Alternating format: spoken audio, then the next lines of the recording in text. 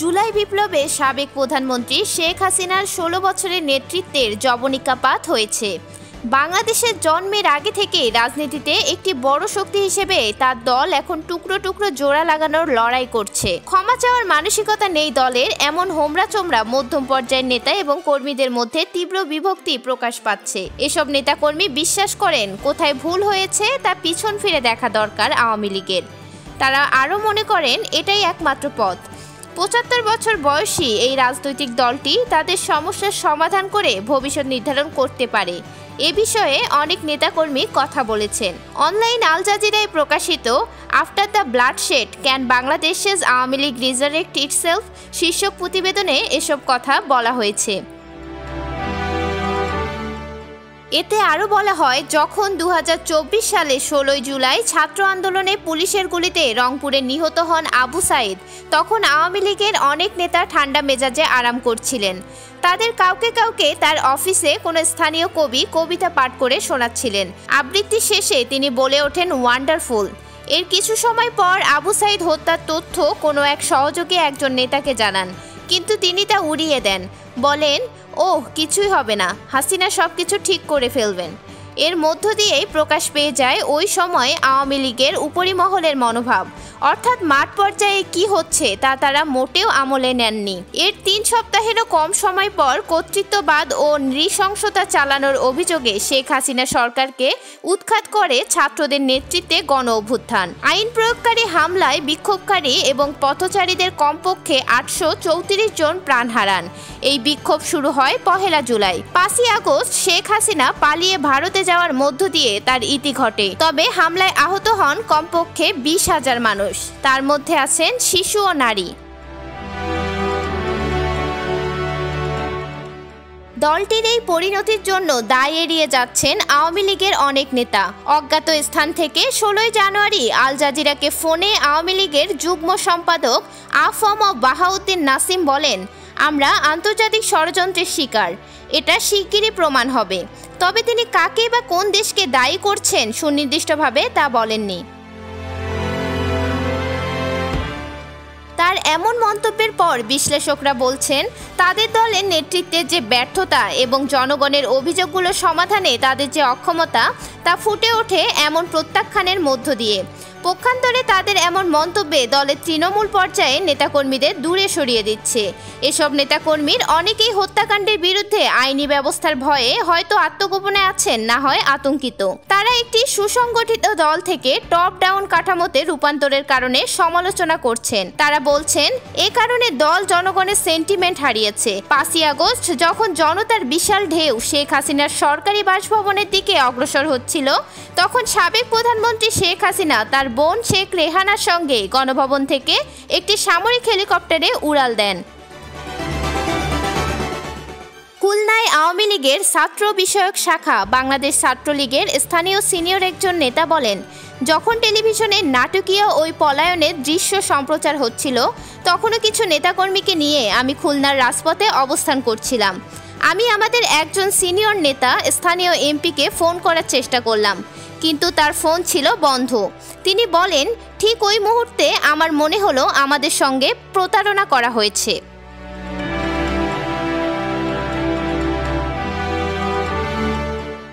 ২০২৪ সালে ২৩ অক্টোবর শান্তিতে নোবেল পুরস্কার বিজয়ী প্রফেসর ডক্টর মোহাম্মদ ইউনূসের নেতৃত্বাধীন অন্তর্বর্তীকালীন সরকার নিষিদ্ধ করে ছাত্রলীগকে। এরপর খুলনায় এক সময় ছাত্রলীগের প্রভাবশালী একজন নেতা নিরাপদে আশ্রয় নেওয়ার ভয়ার্ত সফরের বর্ণনা করেন। ভুয়া একটি পরিচয়ে তিনি ঢাকায় পৌঁছান। তার আগে তিনি পালিয়ে চলে আসেন গোপালগঞ্জে। তিনি বলেন, আমার ফেসবুক অ্যাকাউন্ট, ফোন নম্বর সহ সবকিছু পাল্টে ফেলেছি। বেঁচে থাকার জন্য একটি ছোট্ট ব্যবসা শুরু করেছি। দল আমাদেরকে পরিত্যাগ করেছে, আর কখনো রাজনীতিতে ফিরব না। সারা দেশে তৃণমূল পর্যায়ের নেতাকর্মীদের মধ্যে তাদেরকে পরিত্যাগ করার একই রকম অনুভূতি ব্যক্ত করেছেন। বহু নেতাকর্মী রয়েছেন নীরব। তবে আওয়ামী লীগ পন্থী সংগঠন বাংলাদেশ কৃষক লীগের সহকারী সম্পাদক সামিউল বশির সামাজিক যোগাযোগ মাধ্যমগুলোতে রয়েছেন সরব। তিনি আল জাজিরাকে বলেন, প্রতিশ্রুতিবদ্ধ নেতাকর্মীকে বছরের পর বছর একপেশে করে রাখা হয়েছে। 2014 সাল থেকে সুযোগ সন্ধানীরা এবং স্থানীয় এমপিদের পরিবারের সদস্যরা তৃণমূল পর্যায়ে দলীয় কাঠামোতে আধিপত্য বিস্তার করেছে, এর ফলে বিপর্যয়ের সৃষ্টি করেছে। একই রকম হতাশার কথা তুলে ধরেন আওয়ামী লীগপন্থী চিকিৎসকদের একটি সংগঠনের এক নেতা। তিনি নাম প্রকাশ করতে চান না। তিনি বলেন, যারা দলীয় মুখপত্র হয়ে উঠেছেন তাদের কর্মকাণ্ড এবং ব্যবহৃত শব্দগুলো বিপর্যয়কর ছিল দলের জন্য, বিশেষ করে গত কয়েক বছর। দলের ব্যর্থতার বিষয়ে তিনি বলেন, এটা ছিল নির্মম বাস্তবতা।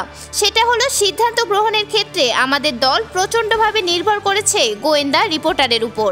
কিভাবে সিদ্ধান্ত নেওয়া হবে অথবা কারা সিদ্ধান্ত নিচ্ছেন সে বিষয়ে শীর্ষ নেতাদেরকে দেখেছি, তারা অবহিত নন। ওদিকে বিশ্লেষকরা বলছেন, দলে গণতান্ত্রিক রীতি চর্চার অভাব দলকে বিশৃঙ্খল অবস্থায় ফেলেছে। গত এক দশক ধরে ঢাকা মেট্রোপলিটন এলাকায় আওয়ামী লীগের সব তৃণমূল পর্যায়ের ইউনিট ও এর সঙ্গে সম্পৃক্ত সংগঠনগুলো পরিচালিত হচ্ছে মেয়াদ উত্তীর্ণ কমিটি দিয়ে। এক্ষেত্রে কোনো পরিবর্তন না করে একই পুরনো সদস্যদের উপর নির্ভর করা হয়েছে। জুলাই অভ্যুত্থানের বিষয়ে আওয়ামী লীগ এখনও আনুষ্ঠানিকভাবে ক্ষমা চায়নি অথবা আন্দোলন চলাকালে বিক্ষোভকারীদের বিরুদ্ধে সরকার কঠোর হস্তে যেসব পদক্ষেপ নিয়েছে তা স্বীকার করে কোনো বিবৃতি দেয়নি। এর পরিবর্তে দলটি বারবার এই আন্দোলনকে অস্বীকার করছে। তারা বিবৃতিতে এসব আন্দোলনকে সন্ত্রাসীদের অভ্যুত্থান হিসেবে বর্ণনা করছে। 10 জানুয়ারি যুবলীগের এক বিবৃতিতে এমনটাই বলা হয়েছে। তারা অভিযোগ করছে, এই আন্দোলনে এমন সব শক্তি আছে যারা দেশকে পাকিস্তানি আদর্শের দিকে নিয়ে যেতে চায়। প্রায় 1 ঘন্টা আল জাজিরার সঙ্গে কথা বলেছেন আ.ফ.ম. বাহাউদ্দিন নাসিম। বারবার তিনি অভিযোগ করেন, কোটা বিরোধী আন্দোলনের নামে ছাত্রদেরকে বিভ্রান্ত করেছে বাংলাদেশ জামায়াতে ইসলামীর ছাত্র বিষয়ক সংগঠন ইসলামী ছাত্র শিবির। বাংলাদেশের সরকারি কর্মসংস্থানের ক্ষেত্রে বৈষম্যমূলকভাবে কোটা ব্যবস্থা পুনঃপ্রবর্তনের বিরুদ্ধে 2024 সালে বাংলাদেশের ছাত্ররা শুরু করেন কোটা বিরোধী আন্দোলন। কিন্তু তাদের উপর সরকারের ক্রমবর্ধমান নিষ্পেষণ এবং ব্যাপক রক্তপাতের পর শেখ হাসিনা সরকারের বিরুদ্ধে ব্যাপক গণ অভ্যুত্থানের রূপ নেয়। বাংলাদেশের রাজনীতিতে জামায়াতকে নিয়ে বিতর্ক আছে। তারা 1971 সালে পাকিস্তানের কাছ থেকে স্বাধীনতার বিরোধিতা করেছিল। সদ্যবিদায়ী আওয়ামী লীগ নেতৃত্বাধীন সরকারের সময়ে জামায়াতের ইসলামীর 5 জন এবং বাংলাদেশের প্রধান বিরোধী দল বাংলাদেশ জাতীয়তাবাদী দল বিএনপির একজন সিনিয়র নেতাকে যুদ্ধ অপরাধের অভিযোগে ফাঁসি দিয়েছে। হাসিনা সরকারের সময়ে বিএনপি এবং জামায়াত উভয়ই ভয়াবহ দমনপীড়নের শিকারে পরিণত হয়। এর মধ্যে রয়েছে ব্যাপকভাবে জোরপূর্বক গুম এবং বিচার বহির্ভূত হত্যাকাণ্ড। নাসিম স্বীকার করেন, তার দল কৌশলগত ভুল পদক্ষেপ নিয়েছে, তবে তিনি ব্যর্থতার জন্য প্রথমেই দায়ী করেন গোয়েন্দাদের ব্যর্থতাকে। ওদিকে ইন্ডিয়ান এক্সপ্রেসকে সম্প্রতি দেয়া এক সাক্ষাৎকারে শেখ হাসিনার ঘনিষ্ঠ সহযোগী ও 11 বছর ধরে স্বরাষ্ট্রমন্ত্রীর দায়িত্ব পালন করা আসাদুজ্জামান খান কামাল বলেছেন, ইসলামপন্থী সন্ত্রাসী এবং সেনাবাহিনীর যৌথ অভ্যুত্থানের শিকারে পরিণত হয়েছে আওয়ামী লীগ। তবে দলের ভেতর জবাবদিহিতার অভাব থাকাকে কড়া সমালোচনা করেছেন বাংলাদেশের প্রথম প্রধানমন্ত্রী তাজউদ্দিন আহমেদের ছেলে ও সাবেক স্বরাষ্ট্র প্রতিমন্ত্রী তানজিম আহমেদ সোহেল তাজ। তিনি বলেন, অবিচার, নিষ্পেষণ, দুর্নীতি, কোটি কোটি টাকা লুট ও পাচারের কারণে বাংলাদেশের জনগণের কাছে অবশ্যই ক্ষমা চাইতে হবে আওয়ামী লীগকে। এক টেলিভিশন সাক্ষাৎকারে তিনি বলেছেন, এখনও আমি তাদেরকে দেখিনি আত্ম উপলব্ধি, আত্মসমালোচনা অথবা দোষ স্বীকার করতে। জাহাঙ্গীরনগর বিশ্ববিদ্যালয়ের রাষ্ট্রবিজ্ঞানের প্রফেসর ও বিশ্লেষক আল মাসুদ হাসানুজ্জামান যুক্তি দেন যে দলটির কঠোর অবস্থান এবং সিদ্ধান্ত জনগণকে ক্ষুব্ধ হতে উৎসাহিত করেছে। এর মধ্য দিয়ে গণ অভ্যুত্থানকে সফল হওয়ার পথ করে দেয়া হয়েছে। ধর্মীয় পদক্ষেপগুলো শেষ পর্যন্ত শেখ হাসিনার জনপ্রিয়তায় আঘাত করেছে, যার ফলে একক দাবিতে পরিণত হয় তার পদত্যাগ। নির্বাসনে থাকা বা সেখান থেকে ফিরে আসার মতো পরিস্থিতির সঙ্গে অপরিচিত নন হাসিনা। তার পিতা শেখ মুজিবুর রহমান ও পরিবারের বেশিরভাগ সদস্যকে 1975 সালের 15ই আগস্ট হত্যা করা হয়। এরপর বেশ কয়েক বছর তিনি ভারতে অবস্থান করেন। তারপর 1981 সালে ফিরে আসেন বাংলাদেশে। দলকে পুনর্গঠন করে ক্ষমতায় আসতে তার সময় লেগেছে 21 বছর। হাসানুজ্জামান বলেন, এবার ছিল ভিন্ন পরিস্থিতি। ছাত্রদের নেতৃত্বে রক্তাক্ত গণ অভ্যুত্থানের মুখে পড়ে আওয়ামী লীগ। এতে নেত্রী হিসেবে শেখ হাসিনার ভাবমূর্তি মারাত্মকভাবে ক্ষতিগ্রস্ত হয়। তিনি যুক্তি দেন, মারাত্মক ইমেজ ও নেতৃত্ব সংকটের মুখে আওয়ামী লীগ। তার ভাষায়, শেখ হাসিনাকে বাদ দিয়ে দলটি পুনর্গঠিত করা হবে চ্যালেঞ্জিং। দলের ভেতরে বিভক্তি দেখা দিতে পারে। বাংলাদেশে বড় দুটি রাজনৈতিক শক্তি হলো বিএনপি ও জামায়াত। তারা উভয়েই বলেছে, জুলাই ও আগস্টের নাগরিকদের হত্যাকাণ্ডে জড়িত আওয়ামী লীগের নেতা ও কর্মীর বিচারের মুখোমুখি হোক, এটা তারা চায়।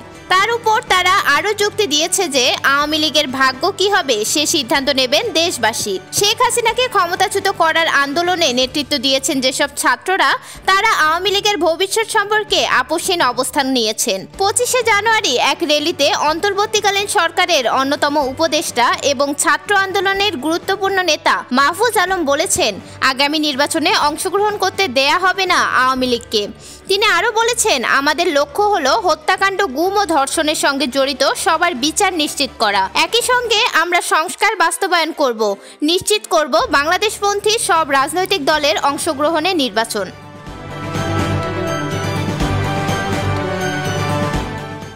আওয়ামী লীগের দৃষ্টিকোণ থেকে নির্বাচন হতে পারে অত্যন্ত গুরুত্বপূর্ণ।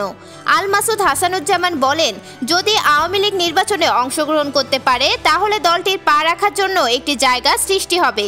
তবু নেতৃত্ব, সংগঠন ও তৃণমূল পর্যায়ে গণসংযোগের মাধ্যমে জন আস্থা পুনর্গঠন ছাড়া আওয়ামী লীগের জন্য রাজনীতিতে পুনর্জীবন লাভ করা হবে অত্যন্ত জটিল। যুক্তরাষ্ট্রের ইলিনয় স্টেট ইউনিভার্সিটির রাষ্ট্রবিজ্ঞানীয় প্রফেসর আলী রিয়াজ আওয়ামী লীগের প্রত্যাবর্তনের কোনো সুযোগের জন্য 4টি শর্ত উদ্ঘাটন করেছেন। তা হলো, 16 বছর ক্ষমতায় থাকার সময়ে যেসব অপরাধ করেছে, বিশেষ করে 2024 সালের গণ অভ্যুত্থানের সময়, তার জন্য দ্ব্যর্থহীনভাবে ক্ষমা চাইতে হবে। তাদেরকে বর্তমান আদর্শ পরিত্যাগ করতে হবে। নিশ্চিত করতে হবে শেখ হাসিনার পরিবারের কোনো সদস্য এই দলে নেতৃত্ব দিতে পারবেন না। মানবতার বিরুদ্ধে অপরাধ সহ যেসব জঘন্য অপরাধ করেছে তার জন্য বিচারের মুখোমুখি হতে হবে। তিনি আল জাজিরাকে বলেন, শেখ হাসিনা সহ জুলাই গণ অভ্যুত্থানের সময় নৃশংসতার জন্য সরাসরি দায়ীদেরকে অবশ্যই বিচারের মুখোমুখি হতে হবে। যখন এসব শর্ত পূরণ হবে, শুধু তখনই তাদের প্রত্যাবর্তনের বিষয়ে আলোচনা করা যেতে পারে। শেখ হাসিনার পরিবারের ক্ষমতার অপব্যবহার নিয়ে গোপনে মাঝে মধ্যে নেতাকর্মীরা সমালোচনা করলেও এখনও শেখ হাসিনার উপর আস্থা আছে অনেক আওয়ামী লীগ নেতাকর্মীর। বিদেশে অবস্থানরত সিনিয়র নেতারা ব্যবহার করছেন সামাজিক যোগাযোগ মাধ্যম এবং টকশো। তার মধ্য দিয়ে তারা নেতাকর্মীদের পুনর্গঠিত করার চেষ্টা করছেন। তাদেরকে বলছেন, ডক্টর ইউনূস নেতৃত্বাধীন সরকার ব্যর্থ হতে যাচ্ছে, কিন্তু দলীয় নেতাকর্মীদেরকে তা খাওয়ানো কঠিন বিষয়। তারা কমেন্ট সেকশনে এসব দলীয় নেতাকর্মীর বিরুদ্ধে নেতারা এবং দলের জুনিয়র নেতারা এ বক্তব্যকে পেছনে ঠেলে দিচ্ছেন। তারা বলছেন, বিদেশে অভয়ারণ্যে থেকে নির্বাসিত নেতাদের পক্ষে এসব কথা বলা সহজ। নেতারা এসব কথা বলছেন যখন সারা বাংলাদেশে মাঠ পর্যায়ের নেতারা বিক্ষিপ্তভাবে ছড়িয়ে ছিটিয়ে আছেন অথবা আত্মগোপনে আছেন। খুলনার ওই সাবেক ছাত্রনেতার মতো বহু নেতাকর্মী প্রকাশ্যে তাদের পরিচয় প্রকাশ করতে খুব বেশি ভয় পায়।